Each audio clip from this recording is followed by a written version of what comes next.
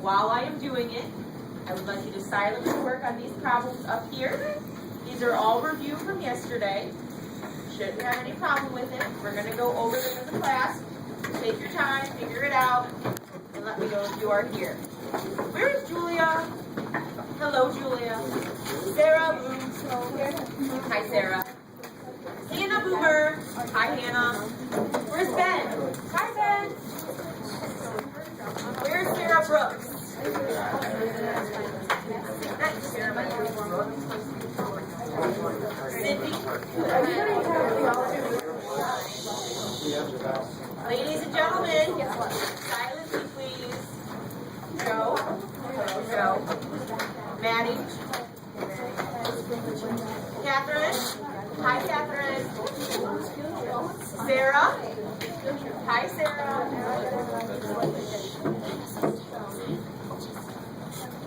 Jacob Grady. Hi, Jacob. Hannah Grobel. Hey, Hannah. Aaron Haslam. Hi, Aaron. Evan. Hi, Evan. Ladies and gentlemen, silence working, please. Philip. Hi, Philip. JT. I knew you were here. Chloe. Hi, Chloe. Kevin. Rose. Where is Rose? Have you seen her at all today? Kristen. Here. Hi, Kristen. Where's Dylan? Hi, Dylan. Rachel. Hey, Rachel. Maggie.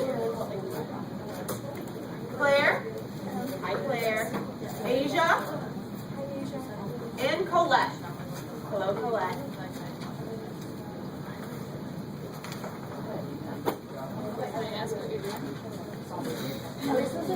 She needs to film and then she has to evaluate herself for her student teaching. It could, because my arms get tired. So you just gotta get her whole thing. Didn't want me.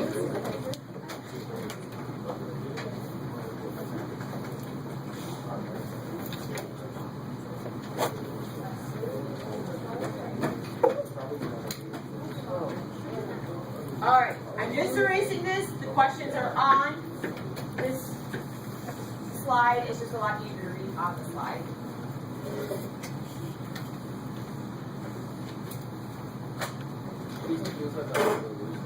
Yep, loose leaf sheet of paper is fabulous. Are we turning it in? No, it is recorded. Okay. So let's work on this for about another 2 minutes, okay? Oh, okay. I thought it was like a whole class. No.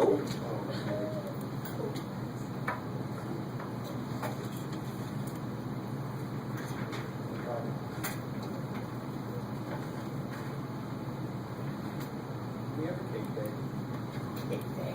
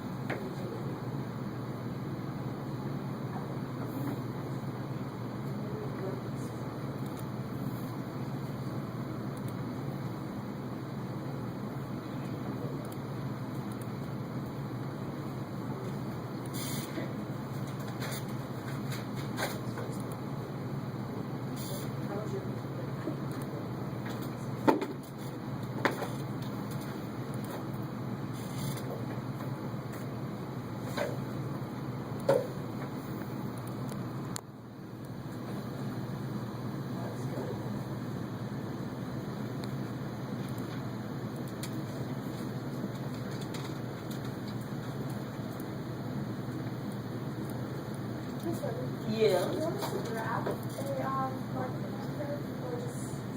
Just graph the individual demand curve that you make on the schedule above, and then just tell me how you get a market demand curve.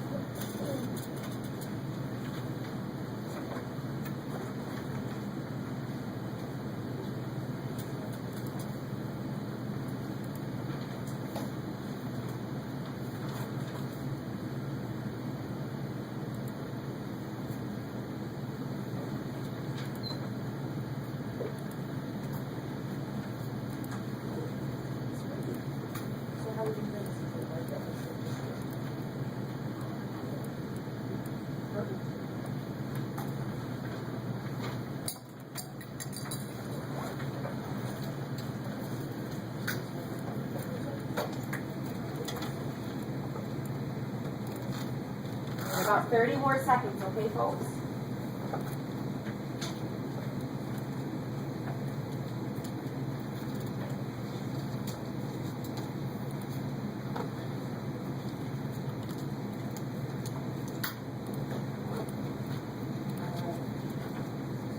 So while we were finishing up, who can remind us what a demand schedule is used for? What do we use a demand schedule for?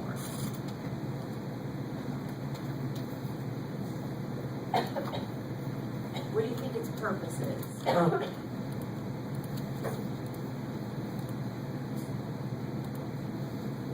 do you think?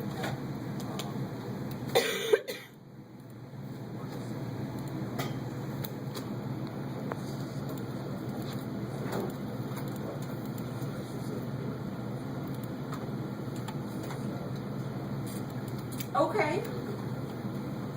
Okay, so you're looking, you said you could use a demand schedule for a seller. They could use a demand schedule to see how many people would buy their product at certain prices. Perfect, that's a great answer. Now, who wants to fill in this demand schedule using the numbers they came up with? Absolutely, Dylan.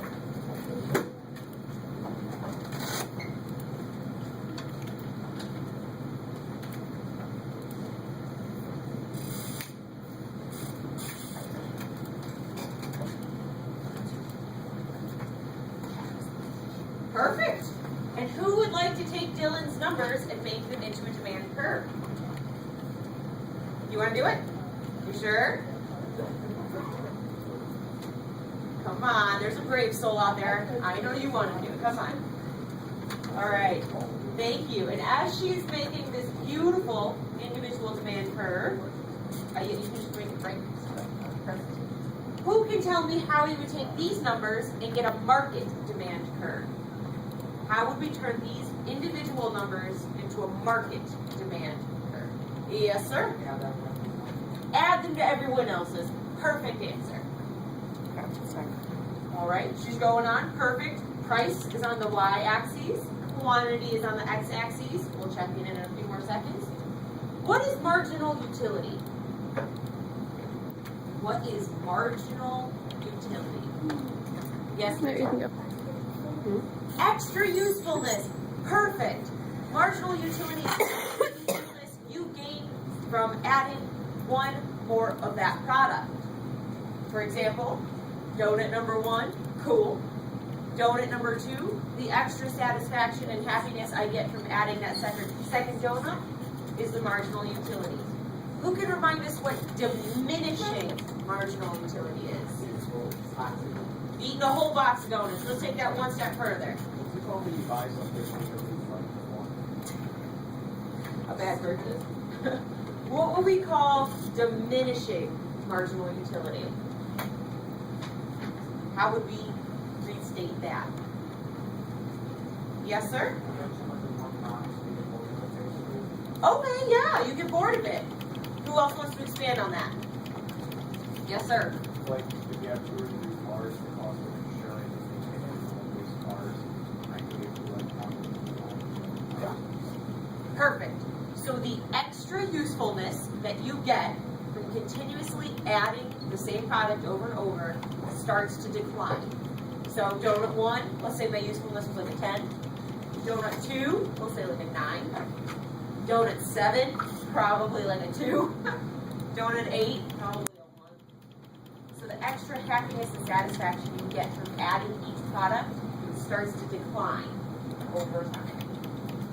All right, so let's take a look at this beautiful individual demand curve that we've got drawn. Yeah, that's pretty good.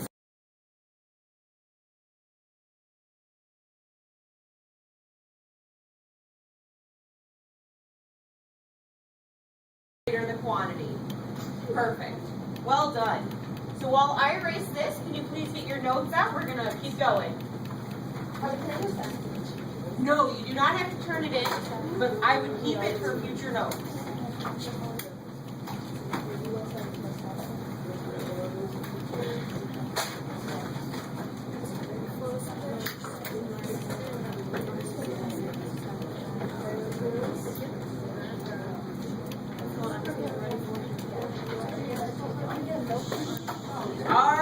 keep going. Change in the quantity demanded. Change in the quantity demanded.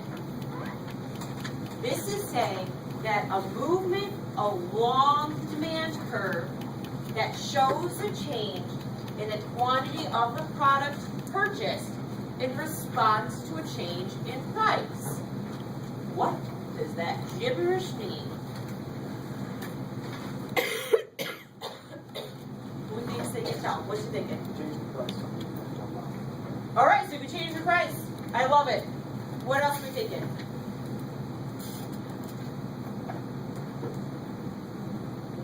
Let's look at it graphically. So let's say here's our graph. What goes on this side? What? Price. What goes down here?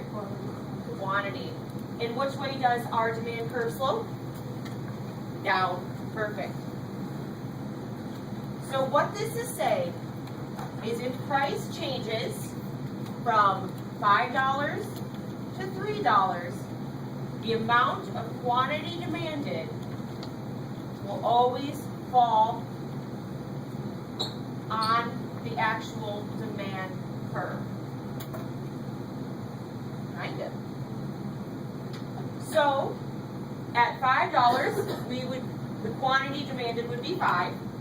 But if the price changed to $3, the quantity demanded would be 10. Why do you think this would happen? Yes, ma'am. Because people don't want to pay like let's say $6, people don't want to pay like $50. Okay. $10. Awesome. What else are we thinking? But what if so you buy like three books for $10,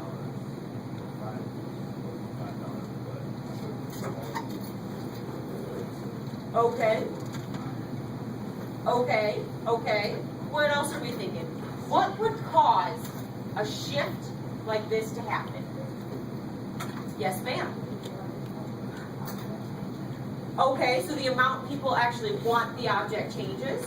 Perfect. What were you thinking, Jacob? I was thinking that Shh, ladies. well, the higher the price, I'm not sure if No problem. I kind of like the way you're going.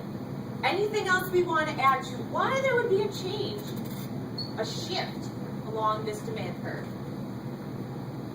Let's see what your book says.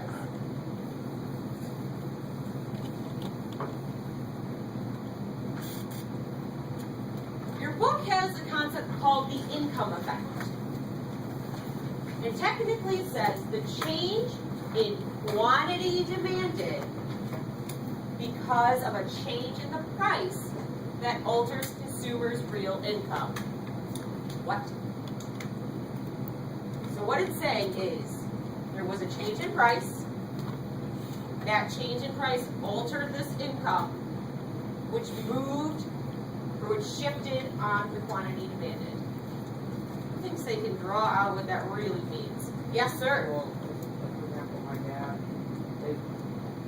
for example, most people some people get like health care with their job sometimes. Absolutely. So my dad recently switched health care and it can save his salary a little down to hopefully like 1 cent in general. Absolutely. That is perfect example. Perfect. So what he is saying is, let's say you have your set salary, and I know it's very low. Let's say your salary is $100. And the cost of a product changes from $5 to $10. So now the extra income you have left over went from $95 to $90. Does this make sense? Who can give me another example? I really like that health insurance one. Who can give me another example of how this would come into play? This. Yes, ma'am. Gas prices. I love it. What else? What type of another example would this change?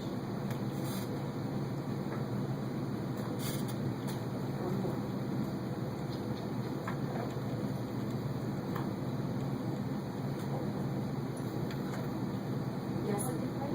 I'm sorry? Audited price. Love it. So let's think of it, let's talk it out. Let's say my total income is $100. And the price of a good is, let's say, shoes. Shoes are $10. I would buy one pair of shoes for $10, leaving me with $90 left over. But I'm stuck with my same $100. Now shoes are only $5.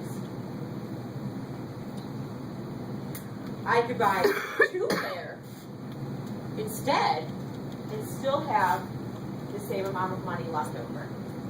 That makes sense? So changing the price allowed me to buy more, but still have the same amount of money left over.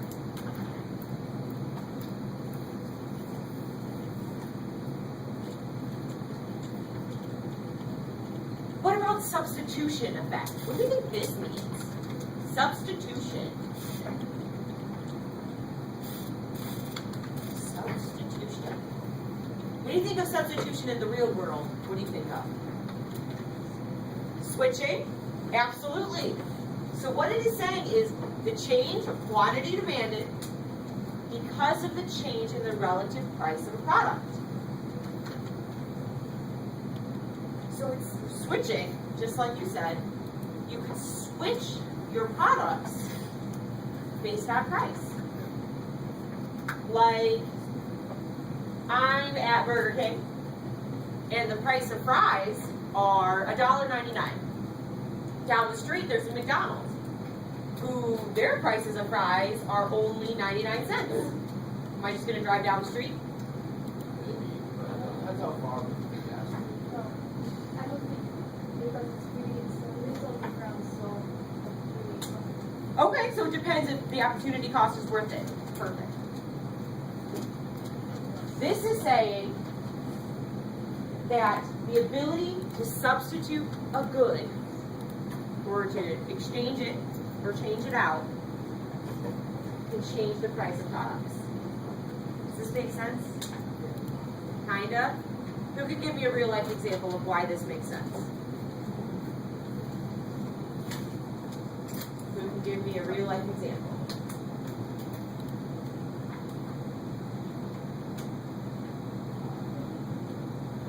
Does anybody here? Oh, you have one, absolutely. So, like, if gas prices change before these cheaper.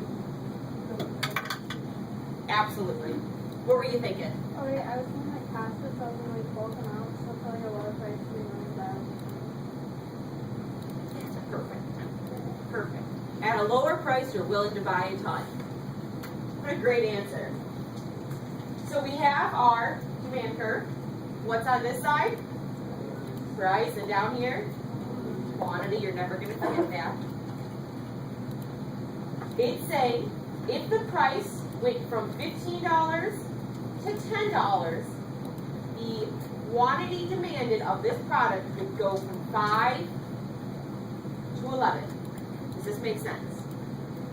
We went from $15 to $10, so the quantity demanded goes from 5 to 11. What happens if we move this way? What if the price goes up? Who thinks they can tell me what happens when the price goes up?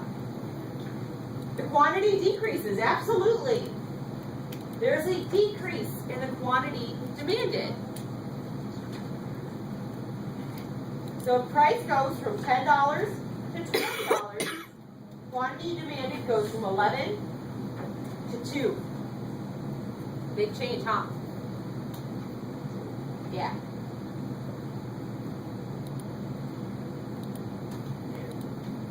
Here's the thing. Sometimes the whole demand curve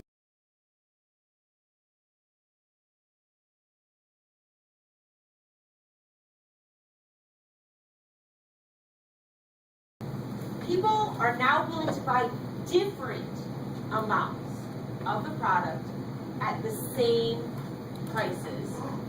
JT's just about to lose his mind. They're willing to buy different amounts at the same price. Let's take a look. So let's say originally this is your demand curve number 1. At $5, the quantity demanded would be 3. But something happened which caused people to be willing to buy more at the same price. So now, on the new demand curve 2, $5, people are willing to buy 6. What would cause this to happen? So a competitor dropped out of the competition, absolutely. What else do we think? What causes this? Yes, ma'am. Not the same blood. So maybe something more problem. So we do that. So that more thing is more important than more. Okay, something is more important than the other thing, absolutely. What are you thinking, Joe?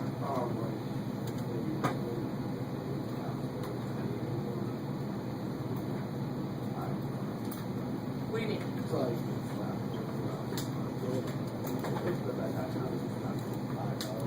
Oh, so wait, Flappy Bird. Who played Flappy Bird? Does anyone? Everybody. Everyone. I have no idea what this Flappy Bird is. I'll never have a life. So that's exactly what Joe was saying. So Flappy Bird went off the market, and now people are willing to buy more of it because they don't know when it's going to come back. What are you thinking, Dylan?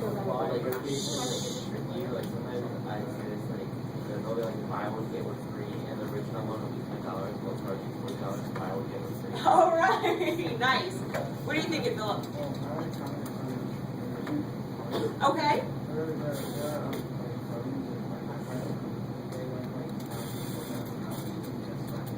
I saw that. I saw that. What are you thinking? Like if something is utility or useful up, then people will want it. Awesome.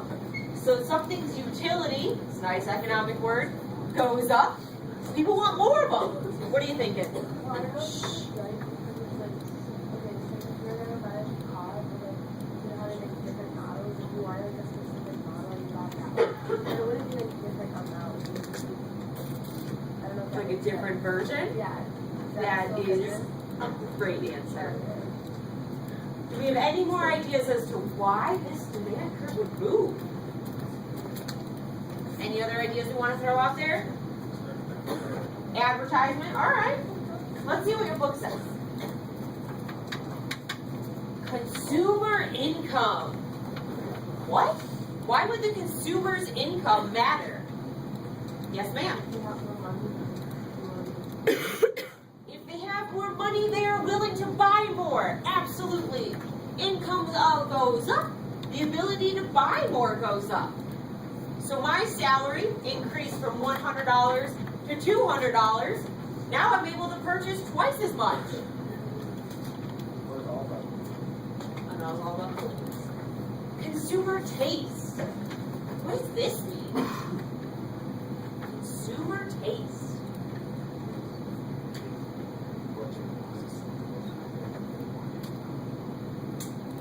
Can you say that a little louder? Because that's perfect.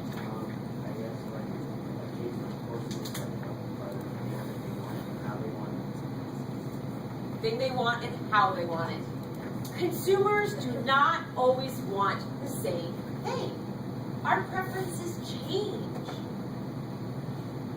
So, what was the example last class gave? Sperry's? Do you guys know these shoes? Your sister's obsessed with them. I must be out of the loop because I have no idea what these shoes are. But a few years ago, no one was buying these shoes, right?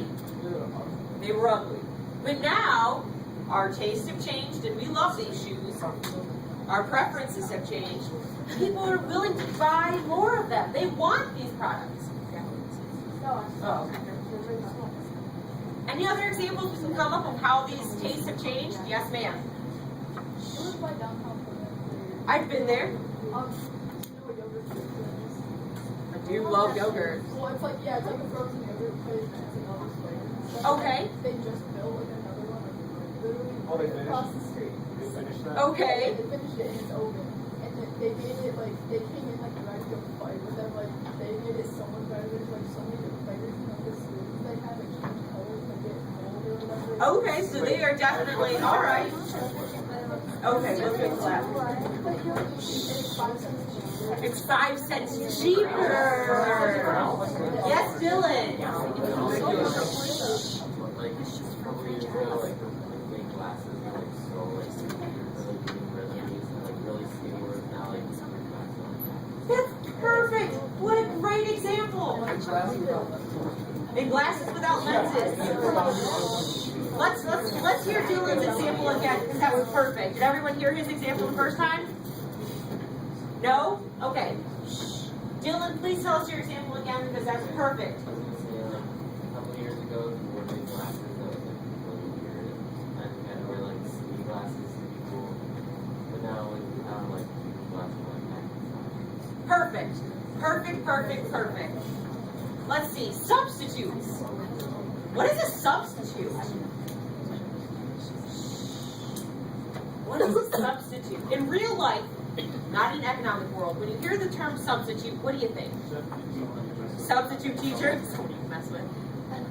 So, like an exchange, right? If I had a substitute, someone would come here, take my place for a while. Miss Buckler, yes. Technically, she's still a substitute. She's more important than me. So, products that can be used in place of another.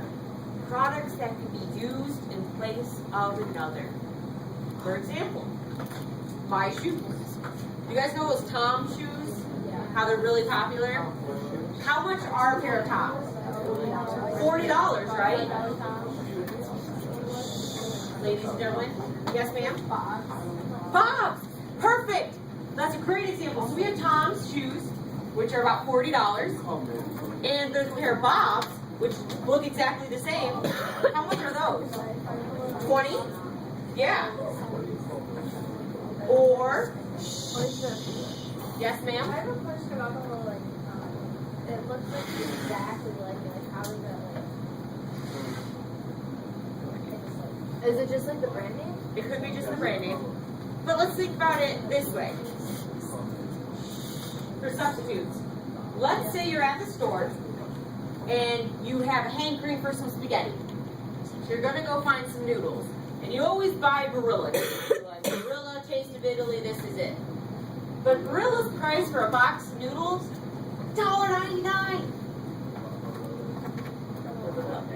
But Meyer is having their 10 for 10 sale, so their box of pasta is only $1. Would you substitute your Barilla for the Meyer brand? Gas burns, spending really all day there. It's all about. As somebody who eats a lot of spaghetti, they taste the same. And 99 cents, you can save it.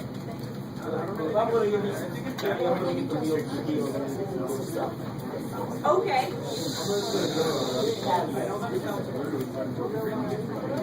Okay, let's think of it this way, ladies and gentlemen. Let's say you were at Target, because everyone loves Target, and they have green sweatshirts. And the Target brand green sweatshirt is $5. But the Fruit of the Loom green sweatshirt is $10. Do you think you would substitute that Target sweatshirt for the Fruit of the Loom sweatshirt? No. You'd rather have a Target one. Okay. All right, but why still? There's more. Compliments, related goods. Compliment. So compliments, unlike substitutes, are goods that are related, things that work together, like software and computers, like toast and toasters, like milk and cereal, peanut butter and jelly. What other compliments do you think are out there? Chocolate and strawberries. iPods and headphones. Great one. What's cream and ice?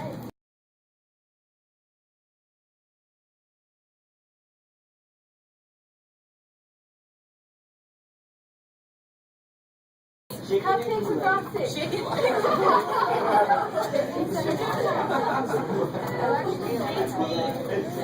Oh my goodness.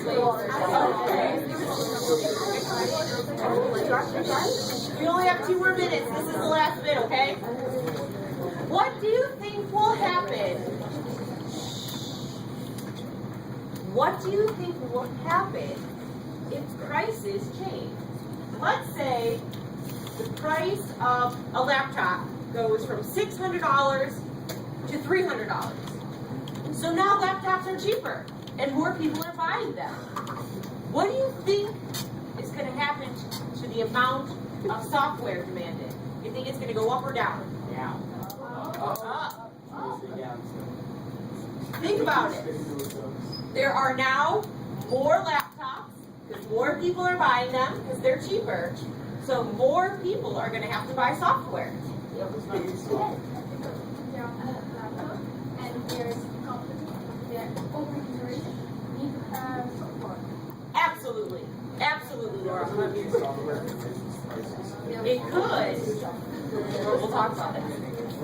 Like what they did with Apple, like they made the new phone, and then they made the new charger. The new phone and the new charger. All right. You have 30 seconds. I will miss all of you for the weekend. If you're over 16,